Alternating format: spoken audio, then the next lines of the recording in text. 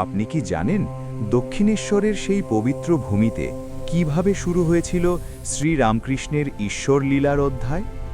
আজ আমরা ফিরে যাব সেই সময়ে, যেখানে এক সাধারণ মন্দির ধীরে ধীরে হয়ে উঠেছিল আধ্যাত্মিক জাগরণের কেন্দ্র। ওম। মা কলকাতার মা। উত্তরে গঙ্গার তীরে অবস্থিত দক্ষিণেশ্বর কালী জয় মন্দির মা, এক জয় মা। পবিত্র তীর্থক্ষেত্র। জয় মা, এখানে জয় মা। প্রতিষ্ঠিত আছেন মা ভবতারিণী কালী। বিশাল উদ্যান, মন্দিরসমূহ, ঘাট এবং শান্ত পরিবেশ যেন ভক্তদের মনকে ঈশ্বর চিন্তায় নিমগ্ন করে তোলে। এই পবিত্র স্থানেই আগমন ঘটে শ্রীরামকৃষ্ণের।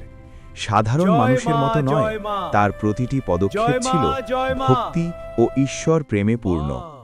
মন্দির প্রাঙ্গণে ছিল চাঁদনী, অতিথিশালা, নাট মন্দির ও দ্বাদশ শিব মন্দির।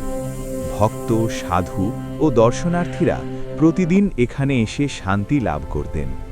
গঙ্গার ধারে বসে মায়ের মন্দিরের সামনে দাঁড়িয়ে শ্রীরামকৃষ্ণ ধীরে ধীরে ডুবে যান গভীর সাধনা ও ভাব সমাধিতে। এই দক্ষিণেশ্বরী হয়ে ওঠে তার সাধনা, প্রেম ও ঈশ্বর উপলব্ধির প্রধান ক্ষেত্র।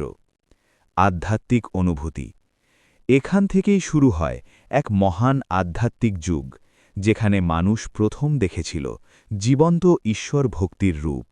দক্ষিণেশ্বর আর শুধু মন্দির রইল না, হয়ে উঠল ভক্তির জীবন্ত বিদ্যালয়।